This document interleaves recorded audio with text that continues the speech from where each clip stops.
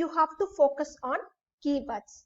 So when you focus on keywords, you'll come to know that what that passage means and why in exam point of view we are giving you stress like you have to write the keywords. The keywords will gain you marks. Why we used to tell like that? The reason behind it is you can find that keywords will make you to understand the passage. Okay, what it will do? It will make you to understand the passage. So the next idea which I'm going to tell you is look for the keywords that will give you a clear comprehending task. Okay, that will give you a clear comprehending knowledge, understanding knowledge of the passage. Next, when we move to the next thing, and here I have an approach for you. This approach is going to be very good. What is that approach? Okay, have you heard any approach like bottom-up approach, children? Do you have any approach of dealing with the question paper when you get the reading comprehension? Do you have any clues or tricks over there? If you have any clues or tricks of going through reading a passage and getting the answers, after the session you can immediately post it. Will you do it? Okay, after the session you are going to do it. So here, adapt an approach. You may choose bottom-up approach. What is called bottom-up approach? See, there will be a reading comprehension with passages. Followed by the reading comprehension, you'll have questions. What you are going to do now is, from this word bottom-up approach, is there any idea how we are going to deal the passage then? Okay. So, you'll have the comprehension, you'll have the question.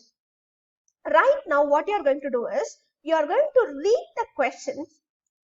You are going to read the question first. Yes, now many of you, I can see that the ideas are glimmering into your mind. Yes, ma'am, when we read the questions, it will be easy for us to look at the answers. Yes, instead of reading the passage line by line, word by word, phrase, and other words, when you read the question first, easily it will help you to look at the answer. So, I am giving you this approach at the end, children, but this is a very good trick. Am I clear? You have to read the questions.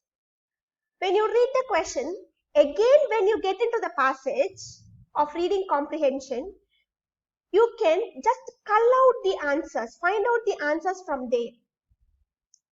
So this is called as bottom-up approach. Read the question first, then you go to the passage where you can easily get the answers. Read the questions, then you have to go to the answer. Next is focus on the content. This is very important, children. This is something very important. Focus on the content. What is called focus on the content? Yeah, instead of reading the passage completely and sitting in the examination hall, you are not going to get the meanings of difficult words. So, your focus should be on the content. Focus on the content and try to get the informations. Once you get that content, it is like a key to open the doors.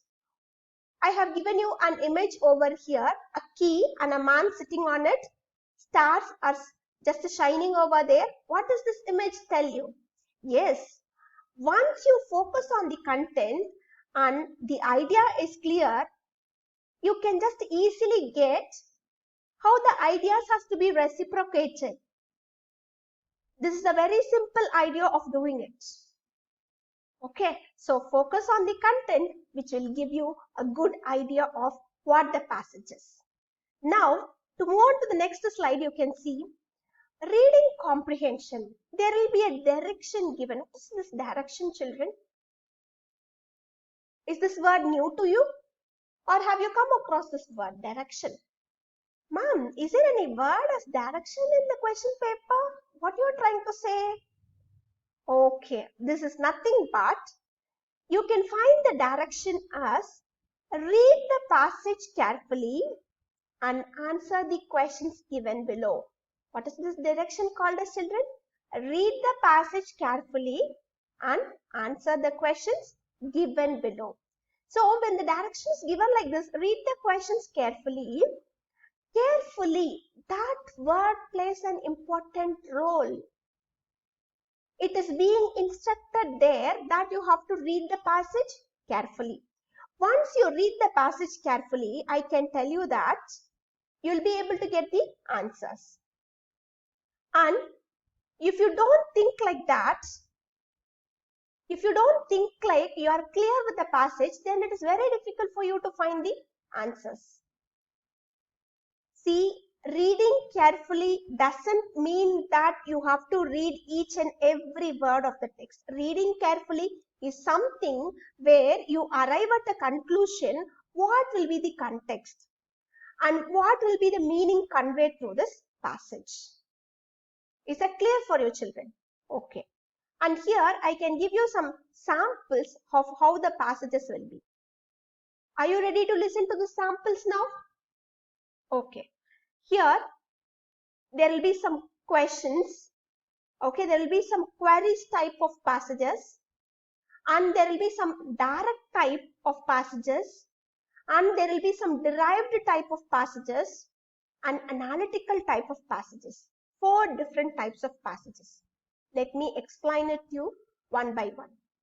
Come on, come to the first thing now, questions. How a question type of passage will be?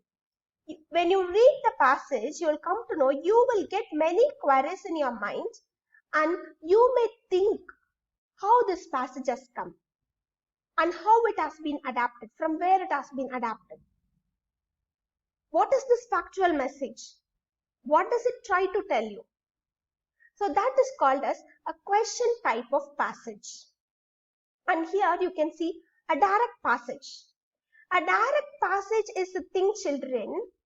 After reading the passage, you will come into a clear conclusion of getting the answers. The idea will be directly expressed. The content will be directly expressed. You will understand the context in a clear way.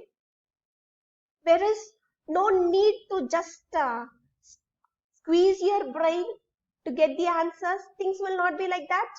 Things will be more and more direct over there. Direct words, direct meaning, phrases. If you're going to get a direct kind of passage, then no problem, children. But derived, this plays an important role. What is the meaning of the word derived?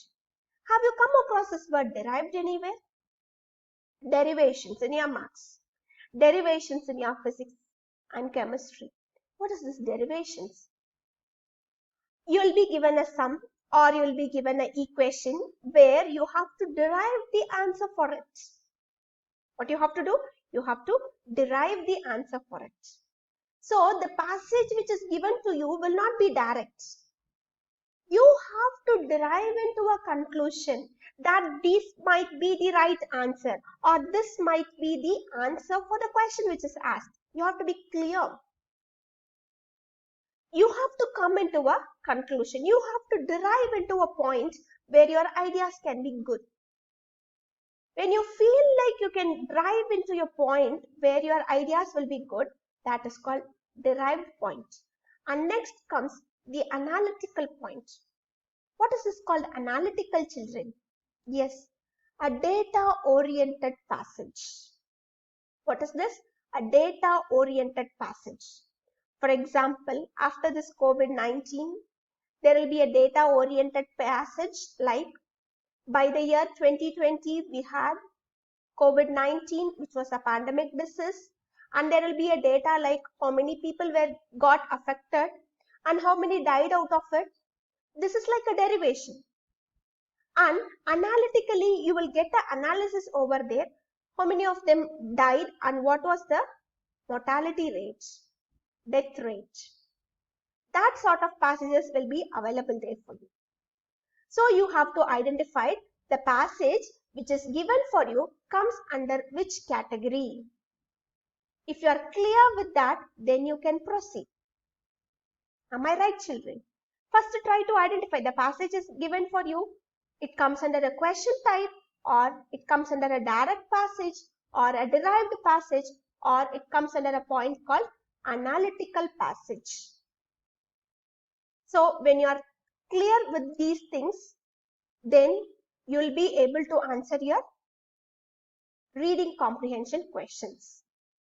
So children, what I have done for you is, I have given you some tips how to attend that reading comprehension. How your reading comprehension can be made good. Is that clear? So, till now you'll be in a confusion.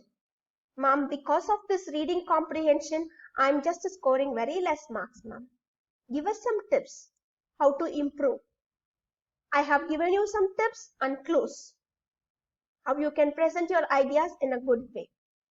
Followed by this session, and today is Friday, children, followed by this session, I'll send you a reading comprehension. Okay, you have to write that in your test notebook. Question, you have to copy that.